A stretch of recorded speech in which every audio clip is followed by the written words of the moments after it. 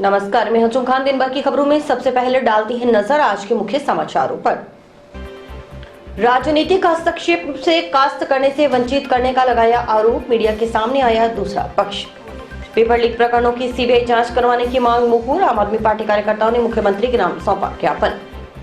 अस्पताल स्टाफ पर लगाया बच्चा बदलने का आरोप, प्रसूता के परिजनों ने जिला अस्पताल में किया हंगामा। मृत बता किसी और का बच्चा पकड़ाने के लगाए आरोप, डीएनए जांच की उठाई मांग। दिसंबर माह में अब तक लिए 19,253 सैंपल, 3 की रिपोर्ट पॉजिटिव। जयपुर के बाद हनुमानगढ़ में एक दिन में हो रही सर्वाधिक सैंपलिंग। अब खबरें विस्तार से। ग्राम पंचायत सतीपुरा के चक 45 एनजीसी स्थित खातेदारी भूमि में कास्ट करने से वंचित करने के आरोप लगा। कलेक्ट्रेट के समक्ष बेमियादी धरना लगाने वाले किसानों ने शुक्रवार को प्रेस वार्ता कर पूर्व मंत्री डॉक्टर रामप्रताप के पुत्र अमित साहू की ओर से लगाए गए आरोपों का जवाब दिया। प्रेस वार्ता में राजस्थान किसान सभा के रामकुमार चंदेल ने कहा कि पूर्व मंत्री डॉक्टर रामप्रताप के पुत्र अमित साहू की ओर से बिना तथ्यों के लोगों को गुमराह करने के लिए निर्धार बातें कही गई हैं। उन्होंने बताया कि गांव सतीपुरा के किसान बूटा सिंह व उसके परिवार के 5 सदस्यों की जमीन चक 45 एनजीसी में है। पूर्व में इस जमीन की जगह पर मिट्टी के टीले थे। इन किसानों के खेतों में बने टीलों की मिट्टी पूर्व मंत्री के पुत्र ने उठवाकर अपने वेयर हाउस के गोदाम बनाने के समय भर्ती के लिए उपयोग में ली थी। लेकिन आज अमित साहू की ओर से आरोप लगाया जा रहा है कि उनकी वेयर हाउस के पड़ोसी किसानों की ओर से जमीन का अवैध खनन किया जा रहा है। उनकी शिकायत पर ही किसानों को 177 का नोटिस जारी किया गया। इस बात को लेकर हमने रखी है कि पूर्व मंत्री डॉक्टर रामप्रताप जी के सपुत्र अमित साहू के द्वारा कल जो प्रेस कॉन्फ्रेंस में बुलाई गई थी, उसमें जो सारी निराधार बातें, बिना तथ्य के लोगों को गुमराह करने की बातें उन्होंने जो कही हैं, उस बात के परिप्रेक्ष्य में हमने आज की प्रेस कॉन्फ्रेंस बुलाई है। ये किसान बूटा सिंह और इनका परिवार, जो परिवार के 5 लोगों की जमीन 45 एनजीसी के अंदर जो पड़ती है, उस जमीन पर जब वेयर हाउस के डॉक्टर रामप्रताप जी के सपुत्र के नाम से जब वेयर हाउस बनाए गए थे, उस समय इनकी ज़मीन और डॉक्टर रामप्रताप जी के वेयर हाउस वाली ज़मीन के टिब्बे थे और टिब्बे के ऊपर इन्होंने अपनी ज़मीन बनाई और इनके टिब्बे थे। इनकी ज़मीन में से जो मिट्टी डॉक्टर रामप्रताप जी के सपुत्र ने उठा के वेयर हाउस की भर्ती जो की थी। और आज जिस बात का ये जो इल्ज़ाम लगा रहे हैं कि इन्होंने खनन की, मैं ये बताना चाहता हूँ कि ये खनन तहसीलदार जी के जिसकी एप्लीकेशन जो अमित साहू जी ये कह रहे हैं कि हमने कोई रिपोर्ट नहीं की, 177 की कार्रवाई स्वतः एसडीएम साहब ने की, हमने तो कुछ नहीं कहा। लेकिन उसमें साफ लिखा है, जो 177 का नोटिस इन किसानों को गया कि अमित साहू ने एप्लीकेशन दी, उसके आधार पर पटवारी और खनन विभाग की रिपोर्ट मांगेगी। और खनन विभाग की रिपोर्ट में साफ लिखा है कि वहाँ झाड़ियाँ खड़ी हैं, आग खड़े हैं, छोटे छोटे गड्ढे हैं, कोई खनन करते हुए पाया नहीं गया और कोई खनन कार्य चालू नहीं था और ना ही किसी प्रकार की बेचान की जैसी इस तरह की हालत लगती थी।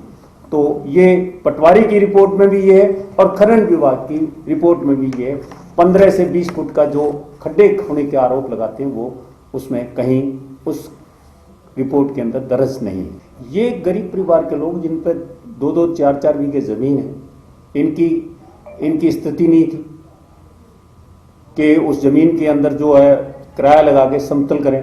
और दूसरी बात, अब जब करने की बारी आई, जब इनकी गुंजाइश बनी, जब इन्होंने करना शुरू किया, तो डॉक्टर रामप्रताप जी के सुपुत्र बार बार पुलिस भेजकर, कभी हल जोतते हैं तो पुलिस भेजकर इनको खदेड़ के बाहर निकाल देते हैं।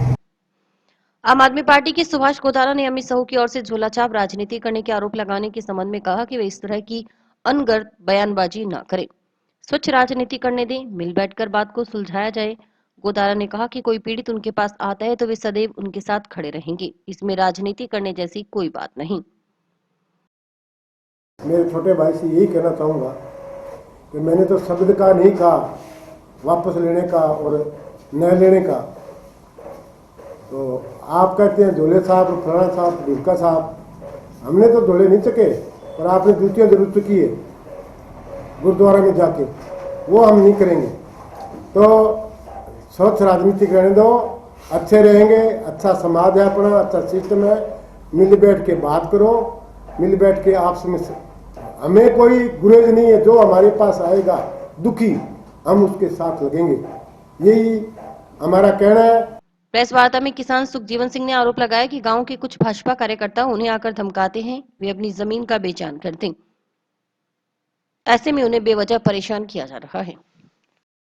बीजेपी ਦੇ कार्यकर्ता आके बिक्कर ਸਿੰਘ ਪ੍ਰਧਾਨ ਨਿਰਮਲ ਸਿੰਘ ਹਰਚਰਨ ਸਿੰਘ ਆ ਕੇ ਸਾਨੂੰ ਧਮਕਾਉਂਦੇ ਆ ਵੀ ਤੁਸੀਂ ਜ਼ਮੀਨ ਦੇ ਦਿਓ, ਨਹੀਂ ਤੁਹਾਡੀ ਜ਼ਮੀਨ ਇਹ ਡਾਕਟਰ ਕੇ ਸਰਕਾਰੀ ਕਰਾ ਦੇਣਗੇ, ਯਾਨੀ ਕਿ ਰਾਜੀ ਰਾਜ ਕਰਾ ਦੇਣਗੇ।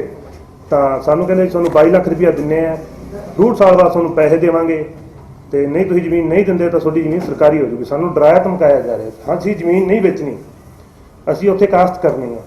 ਜਦੋਂ ਅਸੀਂ ਕਾਸ਼ਤ ਕਰਨ ਜਾਂਦੇ ਆ, ਬਾਉਣ ਬੀਜਣ ਜਾਂਦੇ ਆ, ਤਾਂ ਉਹ ਸਾਨੂੰ ਪੁਲਿਸ ਭੇਜ ਕੇ ਉੱਥੋਂ ਧਮਕੀ ਦੇ ਕੇ ਸਾਨੂੰ ਘਰੇ ਭੇਜ ਦਿੰਦੇ ਆ। ਅਸੀਂ ਪਾਣੀ ਲਾਉਣ ਗਏ ਤਾਂ ਪੁਲਿਸ ਨੇ ਆ ਕੇ ਸਾਡਾ ਪਾਣੀ ਬੰਦ ਕਰਾਤਾ, ਕਹਿੰਦੇ ਵੀ ਐਸਡੀਐਮ ਤੋਂ ਤੁਸੀਂ ਲਿਖਤੀ 'ਚ ਲੈ ਕੇ ਆਓ।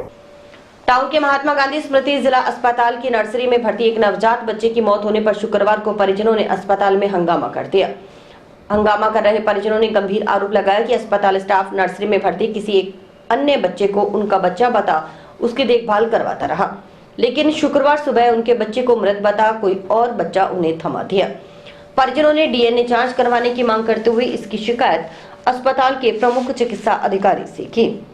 कोई गौर बन करे, कोई भी गौर बन करे, कोई गौर बन करे, कोई भी गौर बन करे। तो मैं मोबाइल में लागे रोड़ा ठीक है सारा सारी नसा ऐसा काम लग रहा है मुंह पे माला इधर की बैठी रात वाला बंदा सारे जने मिल गए तो रात वाला बंदा गौर साफ सफाई नहीं छोड़ रखी है भाई, ठीक है साफ सफाई क्या मतलब है? 10 वर्ष से काम हुआ आज मेरे साथ कल की उसका भी हो सकता है, तीन सका भी हो सकता तो नहीं मामा कार्रवाई करने का तरीका है। हमारा कहने का मतलब ये है कि अगर हमें रात को सही गाइड किया होता, ठीक है, और हमें बताया होता भी आप गलत कर रहे हो, बच्चा आपका ये नहीं ये है और आपका बच्चा सीरियस है, आप अगर देख लो कहीं और दिखाना चाहते। मीडिया से बात करते हुए गौतम शर्मा ने बताया कि गुरुवार सुबह करीब 8 बजे तबीयत खराब होने पर उसने अपनी गर्भवती पत्नी को जिला अस्पताल में भर्ती करवाया। दोपहर करीब 1:40 पर नॉर्मल डिलीवरी होने पर पत्नी ने बच्चे को जन्म दिया। जन्म के समय बच्चे के मुंह में पानी चला गया, उसके चलते अस्पताल स्टाफ ने बच्चे को नर्सरी में भर्ती कर लिया।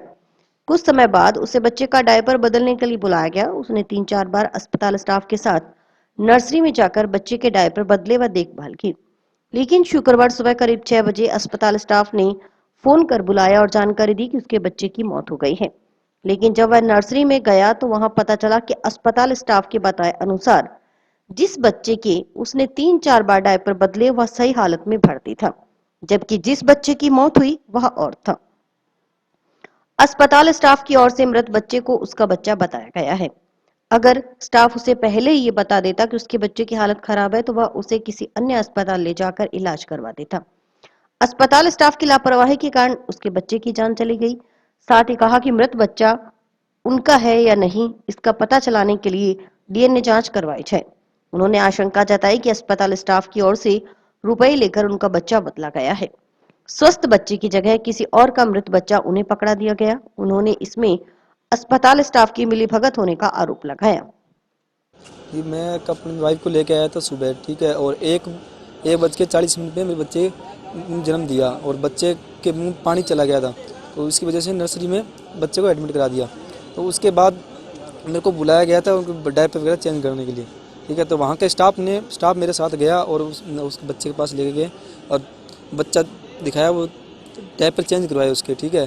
3-4 बार मैंने उसके डायपर चेंज किए, ठीक है। और सुबह जब उन्होंने मेरे को फ़ोन किया, फ़ोन करके मेरे को बताया कि आपका बच्चा एक्सपायर हो गया, ठीक है। जब मैं उस बच्चे को देखने गया तो जो जिस बच्चे की केयर करवा रहे थे मुझसे वो बच्चा सही था, ठीक है, और जो जिसकी डेथ होगी वो बच्चा मेरे को दिखाया गया बाद में, कहिए आपका बच्चा।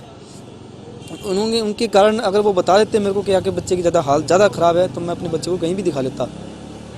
इनकी लापरवाही कारण बच्चे की जान चली गई। आगे यहाँ जांच करवाएंगे, हम डीएनए टेस्ट करवाएंगे बच्चे का। इन्होंने फेरबदली की होगी बच्चे की, चेंज हुआ है, बच्चा चेंज किया होगा इन्होंने, आपको पैसे पूछ लिए होंगे इन्होंने, सबकी मिली भगत है इनकी। पीएमओ डॉक्टर मुकेश पोटलिया का इस प्रकरण पर कहना था कि बच्चा बदलने की शिकायत उन्हें प्राप्त नहीं हुई।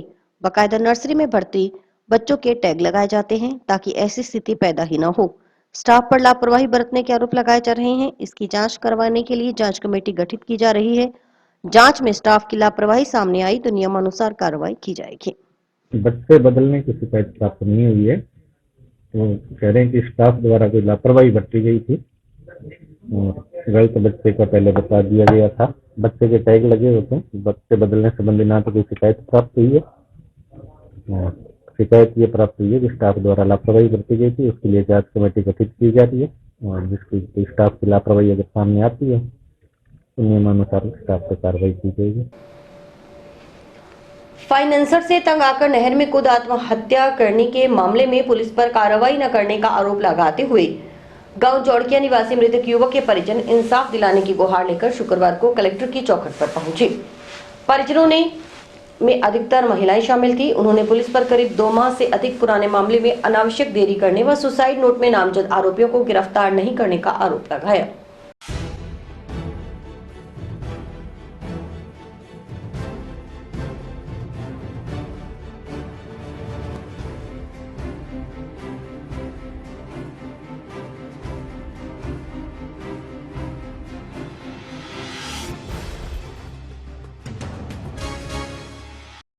बीस अक्टूबर को मेरे मामा जी ने 2 पेज का सुसाइड नोट डाल के सुसाइड कर लिया। ठीक है, गांव वाले जब नोट देख के मौके पर नहर पर पहुंचे तो उस टाइम गांव के जिनका नाम था सुसाइड नोट में वो दोनों नहर की पुली पर पहले से मौजूद थे। तो जब उनकी 3 दिनों बाद उनकी बॉडी मिली तो पुलिस ने कार्रवाई करते हुए एक बार उसको नोट को देख के हुए उस विक्रम यादव को एक बार गिरफ्तार कर लिया। ठीक है, आगे अब 2.5 महीने बीत चुके हैं, कोई कार्रवाई नहीं हो रही है। तो हम किससे उम्मीद करें कि अब आगे क्या होगा, उनको सज़ा मिलेगी या नहीं मिलेगी। हम चाहते हैं कि पुलिस निष्पक्ष कार्रवाई करे। मेरे बेटे नींद का निर्दोष था भी नहीं, उसने मेरे बेटे को नहर में डाल दिया मार के। तो भाई मैं पूछना चाहती हूँ कार्रवाई क्या होती है। प्रतियोगी परीक्षाओं में पेपर लीक प्रकरणों की सीबीआई जांच करवाने की मांग मुखर होने लगी है। हाल ही में वरिष्ठ अध्यापक भर्ती परीक्षा में जीके का पेपर लीक होने के बाद ये मांग और तेज हो गई। इसी क्रम में शुक्रवार को आम आदमी पार्टी कार्यकर्ताओं ने कलेक्ट्रेट पर प्रदर्शन कर मुख्यमंत्री के नाम अतिरिक्त जिला कलेक्टर प्रतिभा देवटिया को ज्ञापन सौंपा। ज्ञापन के जरिए राज्य सरकार की प्रतियोगी परीक्षाओं में पेपर लीक प्रकरण की जांच सीबीआई से करवाने की मांग की गई। मामले में सीबीआई जांच कराओ, जांच करो। पेपर लीक मामले में सीबीआई जांच करो। खिलवाड़ बंद करो, से खिलवाड़ बंद करो, से खिलवाड़ बंद करो, से खिलवाड़ बंद करो।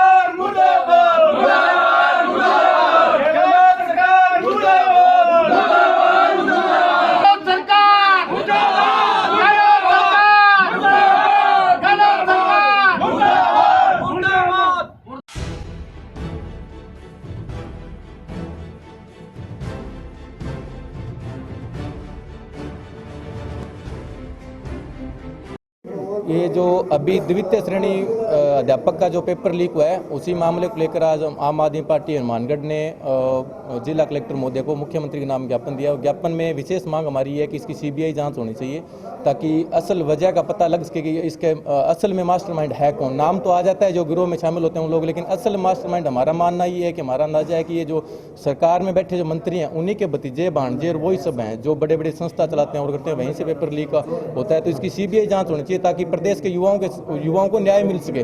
सर, एक कोई भी स्टूडेंट है जो एक बड़ी मुश्किल से साल 2 साल 5 साल 10 साल कोचिंग करता है, फिर बड़ी मुश्किल से वो किराया भाड़ा लगा के वहाँ जाता है, पेपर देता है, इतना सब कुछ करता है, पता लगता है उसी दिन पेपर लीक हो गया, तो उस युवा के साथ बहुत मतलब बैड फील होता है उसे। और बहुत से युवा इसके लिए मानसिक तनाव में भी जाते हैं, आत्महत्याएं तक करते हैं। सर, तो ये बहुत गलत है, सरकारों का सिस्टम बिल्कुल फेल है। इन पेपर लीक होना और पक्ष के द्वारा 8वीं बार, इस बार तो 8वीं बार हुआ है ये पेपर लीक हुआ, रीट का पेपर हुआ और विभिन्न परीक्षाओं के भी पेपर लीक हो रहे हैं, आरएस का पेपर लीक हुआ। और जो रूलिंग पार्टी है इन माफियों के साथ मिलकर जो पेपर लीक कर रही है और विपक्ष, ये विडंबना है कि विपक्ष इस पर कोई भी किसी भी प्रकार का आरोप प्रत्यारोप नहीं कर रहा।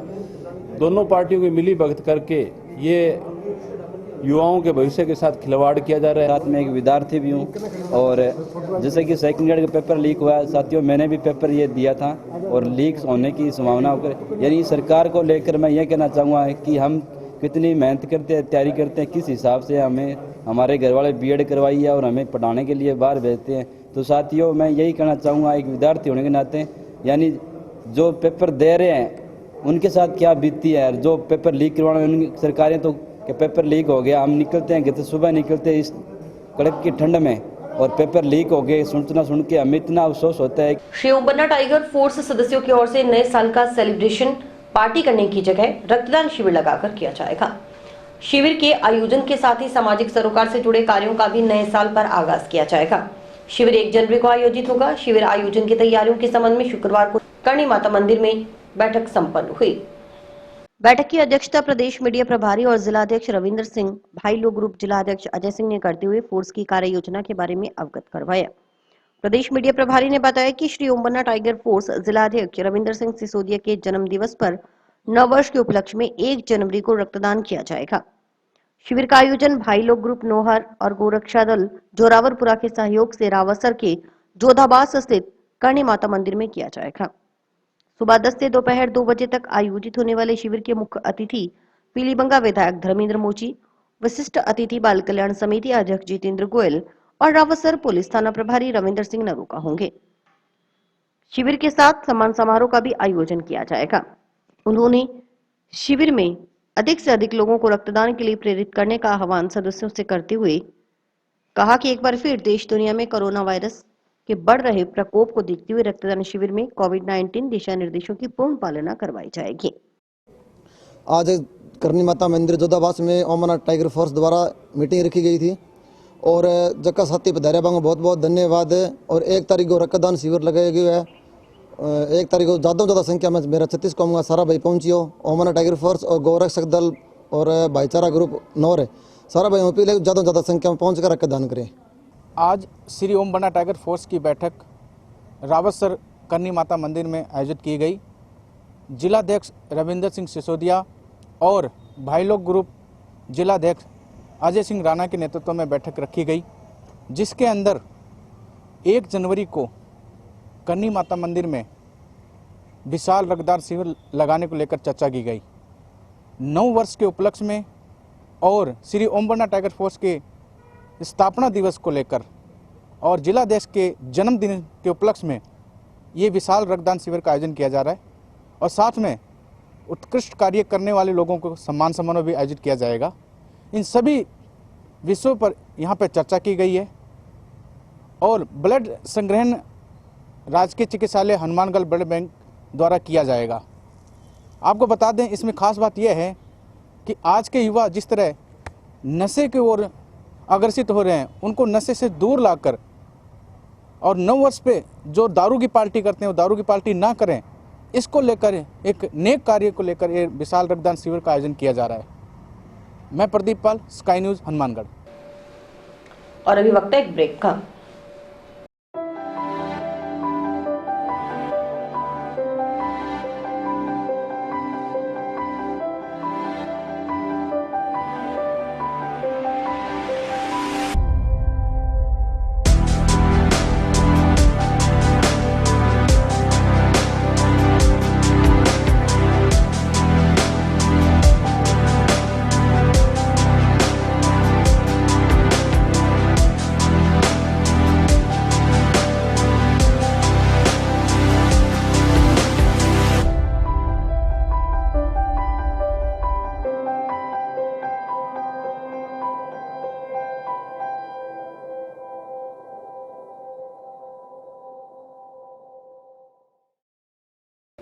चीन सहित कई देशों में कोरोना महामारी फिर से तेजी से पांव पसार रही है। राजस्थान में भी कोरोना से बचाव के लिए आवश्यक तैयारियां शुरू हो गई हैं। हालांकि अभी तक पूरे प्रदेश में स्थिति नियंत्रण में है। हनुमानगढ़ जिले की बात करें तो जिला अस्पताल में कोरोना से निपटने के लिए सभी तैयारियां कर ली गई हैं। रोजाना सैंपलिंग की कार्रवाई की जा रही है। सैंपलिंग की बात करें तो पूरे राजस्थान में जयपुर के बाद हनुमानगढ़ में एक दिन में सर्वाधिक सैंपलिंग हो रही है। दिसंबर के शुरुआती दिनों में जिले में 3 जनों की रिपोर्ट पॉजिटिव आई थी, उनकी रिपोर्ट भी नेगेटिव प्राप्त हो चुकी है। वर्तमान में जिले में कोरोना का एक भी पॉजिटिव केस नहीं है। जानकारी के अनुसार इस माह 1 दिसंबर से 30 दिसंबर तक कुल 19,253 सैंपल लिए गए। 28 दिसंबर को 1819, 29 दिसंबर को 1800 और 30 दिसंबर को 2278 सैंपल लिए गए। 6 दिसंबर को 30 व 40 साल की आयु के 2 जनों की रिपोर्ट पॉजिटिव आई थी। इसके अगले ही दिन 7 दिसंबर को 10 वर्षीय एक बच्चे की रिपोर्ट पॉजिटिव मिली। इसके बाद जिले में कोरोना का कोई नया केस सामने नहीं आया। चिकित्सा विभाग के अधिकारियों के मुताबिक जिला अस्पताल में 4 प्लांट संचालित हैं। इनमें 3 वर्तमान में चालू हैं, वहीं चौथे की भी वैकल्पिक व्यवस्था कर ली गई है। कोरोना महामारी से निपटने के लिए कुल 52 बेड कोविड मरीजों के लिए आरक्षित किए गए हैं। इसके अलावा आईसीयू में 5 बेड की व्यवस्था की गई है। जिला चिकित्सालय की कुल बेड क्षमता 211 है। कोविड के केसों की संख्या में बढ़ोतरी होने पर 25 बेड आईसीयू की सुविधा उपलब्ध रहेगी। प्रतिदिन आरटी-पीसीआर कोविड-19 की जांच के लिए 2500 सैंपल लेने की क्षमता है। एक दिन में 295 ऑक्सीजन सिलेंडर भरने की क्षमता के लिए प्लांट उपलब्ध है। 268 खाली सिलेंडर उपलब्ध हैं। 50 ऑक्सीजन सिलेंडर 5 जनवरी तक और प्राप्त हो जाएंगे। आईसीयू के 25 बेड की क्षमता के हिसाब से कंसंट्रेटर व वेंटिलेटर उपलब्ध हैं। अपने 295 सिलेंडर प्रतिदिन की कैपेसिटी के प्लांट उपलब्ध हैं जो ऑक्सीजन सप्लाई दे सकते हैं और 268 सिलेंडर उपलब्ध हैं और कंसंट्रेटर और वेंटिलेटर 25 बेड आईसीयू के क्षमता के हिसाब से अपने पास पर्याप्त मात्रा में है, जिससे कि कोविड-19 प्रबंधन में कोई परेशानी नहीं आएगी। जंक्शन की नई खुंजा स्थित गुरुद्वारा दशमेश पिता से दशम पिता कलगीधर पातशाह गुरु गोविंद सिंह जी के प्रकाशोत्सव के उपलक्ष्य में शुक्रवार को नगर कीर्तन निकाला गया। इससे पहले गुरुद्वारा साहिब से क्षेत्र की सुख समृद्धि और खुशहाली की अरदास की गई।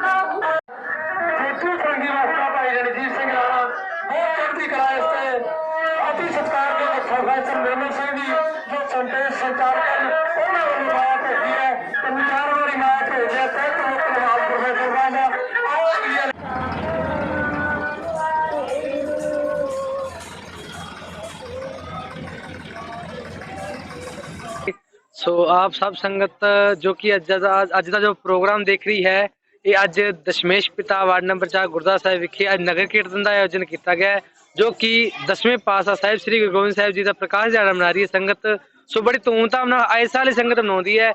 इस बार भी बहुत अच्छी तरह बहुत धूमधाम नाल संगत 10वें पातशाह का नगर कीर्तन कढ़ रही है। सो 1 तरीक नूं भोग भी पैणगे। सो नगर खेड़े कीर्तन करते हुए संगतां नूं निहाल करते हुए बाणी नाल जस नाल जोड़ते हुए सब नूं निहाल करके शाम नूं समाप्ति होवेगी। 1 तरीक नूं समाप्ति है। सो मेरी जनता नूं ते संगत नूं आही अपील है कि नशियां नूं छड्डो।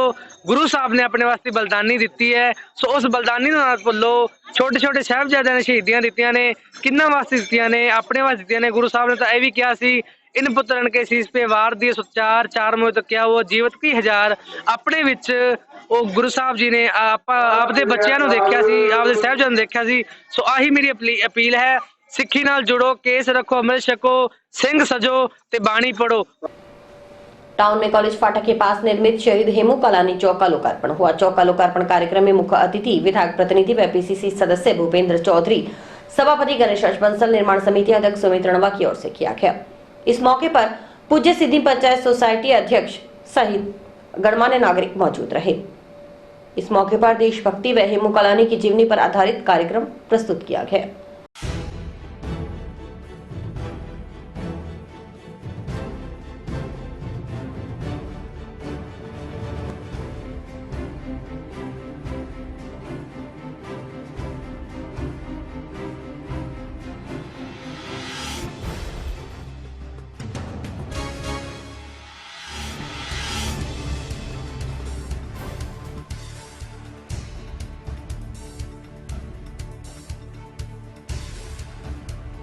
हमारे हेमू कालानी अमर बलिदानी हेमू कालानी चौक का उद्घाटन किया गया।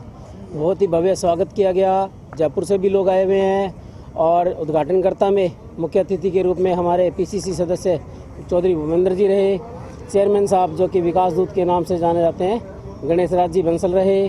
साथ में उपसभापति अनिल जी खीचड़, सुमित रेणमा जी और वार्ड पार्षद जो हैं हमारे लीलाधर जी पारिक वो भी मौजूद रहे। इसके साथ साथ अन्य संस्थाओं के अध्यक्ष और उनके प्रतिनिधि भी शामिल हुए इसमें। और इस चौक का जो भव्य उद्घाटन किया गया, इसमें भारतीय सिंधु सभा के प्रदेशाध्यक्ष राजस्थान से प्रदेशाध्यक्ष मोहनलाल जी वाधवानी भी उपस्थित रहे। उनकी टीम आई हुई थी और उनके साथ शहर में जितने भी गणमान्य नागरिक हैं वो उपस्थित रहे। आज हमारे सिंधी समाज के लिए वैसे तो दुख की घड़ी है। आज 29 दिसंबर हेमू कालानी जी का बलिदान दिवस है और वैसे ये खुशी की घड़ी है। आदरणीय चौधरी विनोद कुमार जी, आदरणीय भाई गणेश राज जी बंसल और आदरणीय भाई हमारे अनिल जी खीचड़, इन सब के द्वारा आज हेमू कालानी चौक का अभी लोकार्पण होने जा रहा है और अभी इसके लिए ये सभी के लिए है। वैसे तो हमें पूरे सिंधी समाज को इस बात की खूब खुशी है। एसएफआई द्वारा टाउन के जनशक्ति भवन में 53वां स्थापना दिवस मनाया गया। इस मौके पर कार्यकर्ताओं ने एसएफआई को झंडारोहण कर शहीद भगत सिंह की प्रतिमा पर पुष्प अर्पित कर श्रद्धांजलि दी। एसएफआई के जिला महासचिव यश चिलाना ने कहा कि छात्र संगठन एसएफआई भारत का ऐसा संगठन है जो विद्यार्थी समुदाय की आवाज उठाता है और शिक्षा और संघर्ष के नारे को साथ लेकर विद्यार्थियों के लिए संघर्ष करता है।